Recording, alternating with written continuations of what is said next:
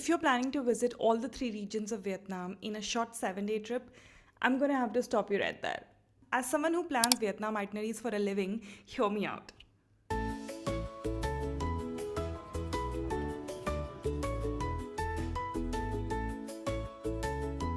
If you're doing that Vietnam holiday wherein you start in Hanoi, go to Da Nang, go to Phuoc, and then maybe to Ho Chi Minh City, all of this in 7 days, my friend, that's not a holiday, that's a race from north to south. So, in this video, let me break down the three regions of Vietnam and help you decide which one really fits in your holiday based on four things. First, the number of days you have in Vietnam. Second, your interest in activities that you like to do. Third, the time of the year that you're actually going to Vietnam for. And fourth, how much are you willing to really move around? I will also share some realistic routes in this videos that you can just take off and make a trip out of. Alright, let's begin with the question I get asked the most. I have X days in Vietnam, how many regions can I really fit in it? I'm going to keep it as simple as possible. If you have anywhere between 5 to 7 days, please stick to one region, either north, central or south. Do not try to add too many regions in this short trip. You're going to just be really exhausted. If you have anywhere between 9 to 13 days, you can easily do two regions, but know that you will have to spend on a domestic flight in that case. If you have upwards of 2 weeks in Vietnam, you can do two regions very comfortably, but you can also do all three regions. Now that I have answered the burning question, let me break down each of the regions for you so that you can understand if that region is interesting enough for you to add in your trip or not. Starting up top, the northern Vietnam. Now, you've been researching about Vietnam and I'm sure you must have seen all the classical photos of Vietnam. Chances are all of these are from the north. I'm talking about the limestone mountains, the caves, the rice fields and the bays. You start at Hanoi, which is the capital and also a major tourist hub. The city is a great spot to get an orientation into history, culture and just generally understanding about Vietnam. In addition to that, it is also the best spot to learn how to cross roads in Vietnam. When you move further away from Hanoi, there is a bunch of other spots. There is Ninh, Sapa, Mai Khao, Hajiang Loop, Cat Ba Island, and a few more. Let's look at what each of these regions give you and approximately how many days do you really need at these places. Starting with Ninh, which can be done as a day trip, and there are a bunch of organized tours that go there. I must tell you, it'll be a good 10 to 12 hours. So if you're okay with that kind of a day trip, go for it. In case you like things slow, then I would really urge you to stay there for 2 days, especially because you will be able to see the same spots without the crowds of the group trips that come there during the day. Also, Ninh has some really nice resorts which give you a nice contrast from Hanoi. After which comes the most visited spot in all of North, Ha Long Bay.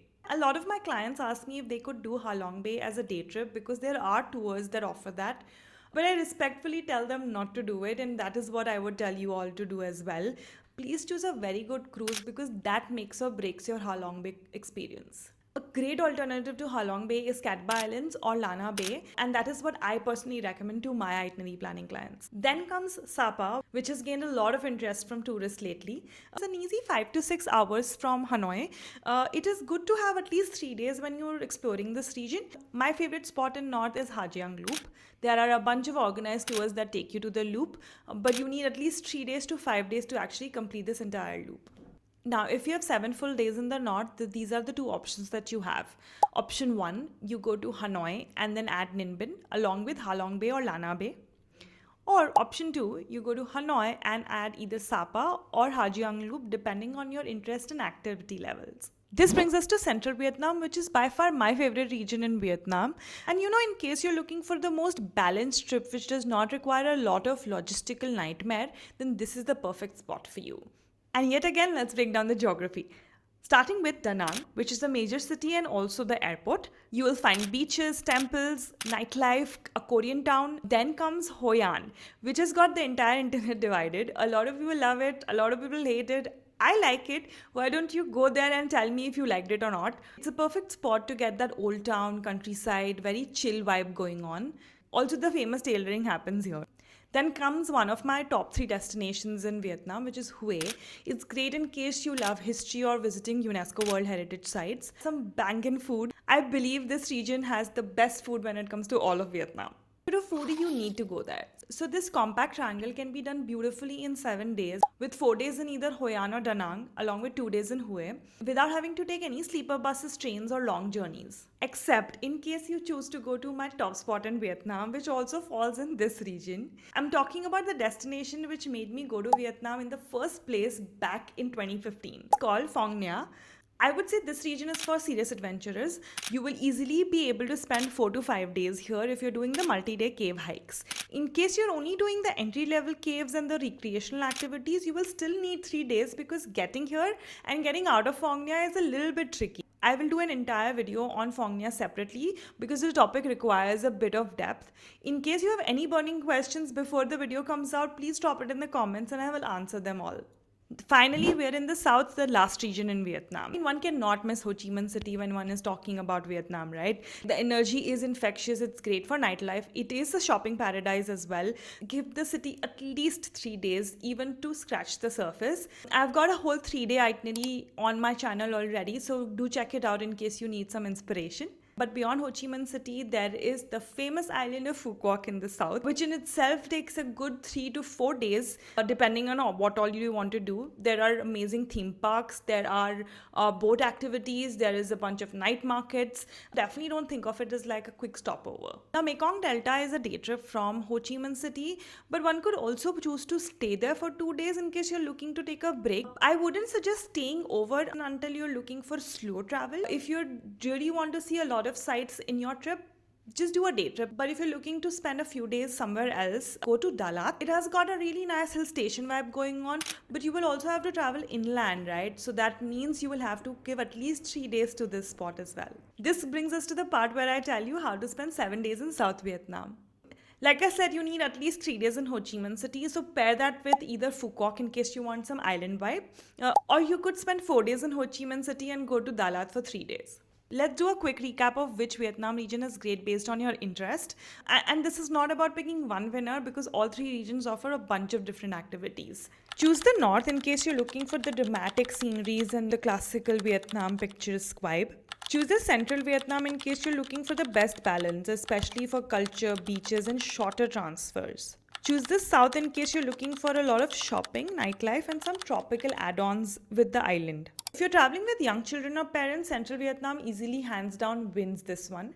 Honeymooners, I would recommend maybe go to Phu Quoc and some part of the Central Vietnam. For fellow foodies, all 3 regions offer a variety of different foods, so you'll have to come back in order to eat your way through Vietnam. In case I have missed your interest or your travel style, just comment down below and I'll tell you which Vietnam region's perfect for you. Alright Khyati, you've given me a good lesson in geography, also based on my interest told me where I should go. But when is the good time to go to Vietnam? The thing is, there is no one single month which is the best time to go to Vietnam. Different regions offer different weather conditions. But as usual, I've got you covered. I've made a website that tells you the best time to visit anywhere in the world. You can filter it by destination, month, and even shoulder season. So go on and play around with it and find the best time to visit Vietnam based on the weather. In the Vietnam page, you will notice that it is also broken down as per the regions that I've just spoken about in the video. So you will get a good understanding of when to visit where. Now that is out of the way, so let's get to business and let's talk money. A lot of people do not realize that traveling from region to region will have a lot of costs that they do not account for. The first thing that comes to my mind is the transport.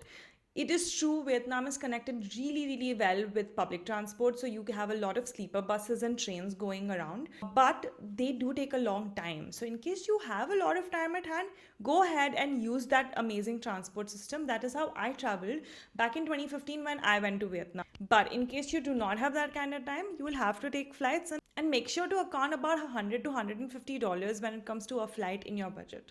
And then every region also has its own splurges. For example, in the north, there is the cruise, which tends to be the most expensive activity in all of Vietnam. And if you're doing a multi-day cave hike, know that it is expensive. In the south, in case you're visiting Phu Quoc, you will definitely need an additional flight to something that may eat up your budget.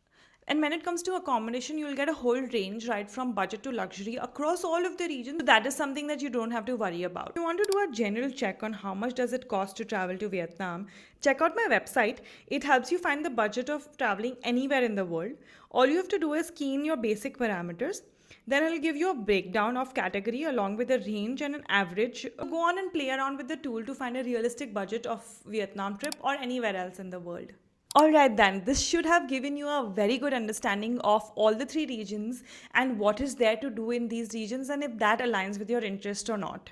In case you're still confused, comment down below and I will find a perfect region pairing for you. And if you're planning a Vietnam trip, the next video for you to watch is my 14-day cost of traveling to Vietnam, which will be linked somewhere here. In case it is not here, that means I've given myself a public deadline, so I better go record it.